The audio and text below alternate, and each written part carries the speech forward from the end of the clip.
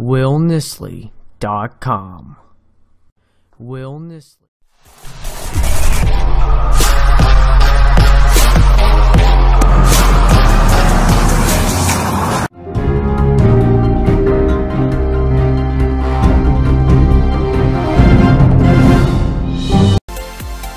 Hey, thanks for watching CNN 10. We hope your week's off to a good start and that it just gets better. I'm Carl Azuz. For the first time since U.S. President Donald Trump took office, North Korea has test-fired a ballistic missile. We start today by explaining why that's significant. First, the launch. It was done on Sunday. Officials believe the weapon flew a few hundred miles before it crashed into the Sea of Japan, also known as the East Sea. It's thought to be a medium-range missile, one that could potentially hit South Korea, but not the United States. Then there was the timing. The launch came as President Trump was hosting Japanese Prime Minister Shinzo Abe in the U.S. Japan is an ally of both America and South Korea, and all three of those nations are considered rivals of North Korea. So analysts say the North was trying to send a warning to Japan not to get too friendly with the new American president. Prime Minister Abe called the launch intolerable, and he told North Korea to abide by international law that it stop testing missiles. And President Trump said the U.S. stands by Japan 100%. Why does North Korea test fire missiles?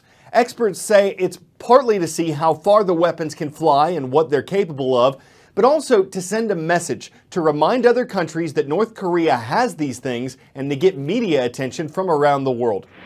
We don't know where the Trump administration will place North Korean nukes on its list of priorities, but one thing is for sure, that in 7 or 8 years, North Korea has made leaps and bounds in terms of its nuclear capability, and I'm talking about nuclear weapons.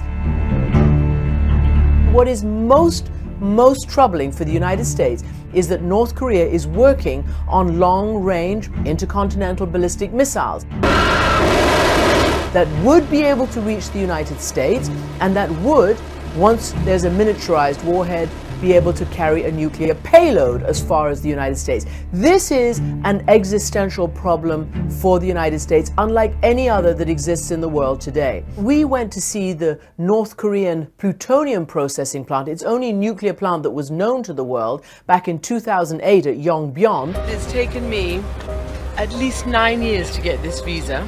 Where we saw there, under the Bush administration, efforts to close down that plant, to restrict their nuclear weapons and nuclear program. How many fuel rods are in the pond now? About 1,600. And then we went back a few months later to watch the cooling tower be blown up as a physical demonstration of pulling back on their nuclear program. Everything has changed in the years since then. How will the president deal with it? What are the options? War is not an option, according to all the analysts. You're talking nuclear war if war becomes the option. So far, of course, diplomacy hasn't worked, at least not enough. The US relies on China to try to do its North Korean bidding. China will have to be convinced by the United States that it will, the US, allow, as part of negotiations, the Kim dynasty to survive. That is the most important thing to the Kim dynasty, and for China, it wants that as well because it doesn't want to see destabilization and a whole millions and millions of North Koreans fleeing into China if the whole thing falls apart. And so it's going to take some very creative, out-of-the-box diplomacy that there will be no question of regime change. And therefore, the best one can hope for is some really robust arms control agreement. Explaining some new developments now concerning a controversial executive order on refugees and immigrants entering the U.S. Part of President Trump's order tried to put a temporary 90-day ban on refugees from 6 countries and an indefinite ban on refugees from Syria. These were considered countries of concern by former President Obama. He placed limited restrictions on some travelers to these nations to address the threat of terrorism. President Trump's order was broader, though. He argued that a temporary ban on refugees from these countries would help keep terrorists from entering America. But the ban was blocked by a lower court, And last Thursday, a federal appeals court upheld that decision. That means the order would stay blocked and that people from the affected countries could continue to enter America. How did the court reach this decision? The judges rejected each and every one of the arguments the Justice Department used to try to justify a reinstatement of the ban, saying the government failed to prove why the travel ban was necessary as an urgent national security matter. The judges wrote that the government has pointed to no evidence that any alien from any of the countries named in the order has perpetrated a terrorist attack in the United States. Rather than present evidence to explain the need for the executive order, the government has taken the position that we must not review its decision at all. We disagree, the court wrote. It's not the first time an appeals court ruled against the government on the issue of immigration. An executive action by the Obama administration concerning millions who were in the U.S. illegally was also rejected. The Trump administration says it doesn't plan to immediately appeal its case to the Supreme Court. It may change its executive order or issue a new one altogether. 10-second trivia. Which of these animals has the longest gestation period? White shark, polar bear, sea lion, or stingray?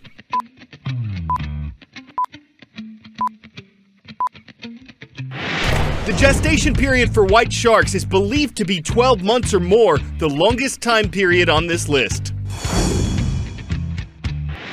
We say believed to be because the white shark, or the great white, is pretty mysterious to scientists. They're generally solitary animals. They're found all over the world, but not in large numbers.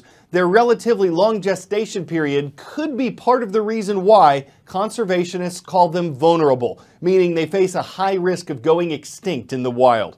Although great whites are apex predators who will eat just about anything, those who study them say they should be respected but not hunted. Every time I see one around the boat, I still get that little buzz. You know, whether it's fear, whether it's love, whether it's hate. It's their size, it's what they're capable of.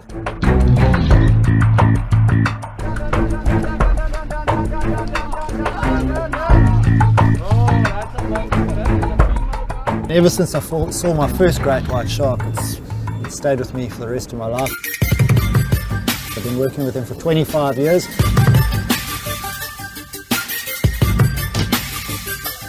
To be in the water with a great white shark is an absolutely awesome experience.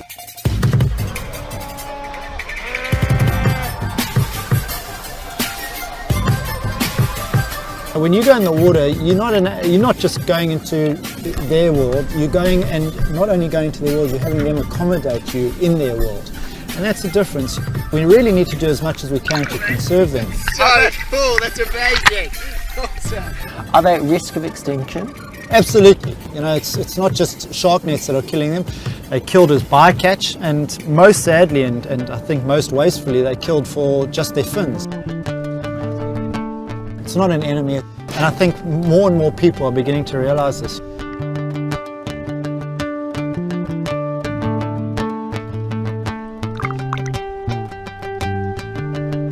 If these boats were having a negative effect on them and conditioning them, they wouldn't have a seasonality, because nobody wants to see these sharks harmed. To be in the same environment as an animal that could catch, kill and consume you as quickly as that if it wanted to, and to have it tolerate you is amazingly humbling.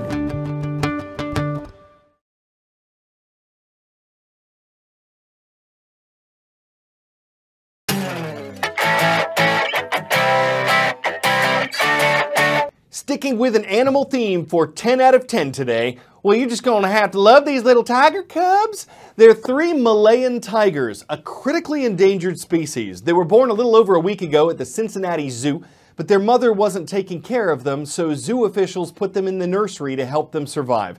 The zoo's plan is to eventually breed these animals to help ensure the continuation of the species. Sounds like a great idea, and just looking at them breeds oohs and ahs. For right now, they just do some playing and some laying around, but soon they'll show their stripes in the zoo's tiger exhibit, which should introduce them to good habitats. I'm Carl Azus for CNN 10.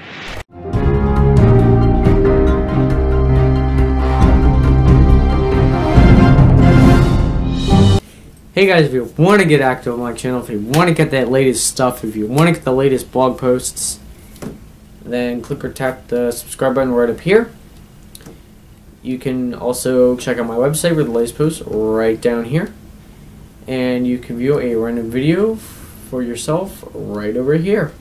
Also, I encourage you guys to check out the description down below.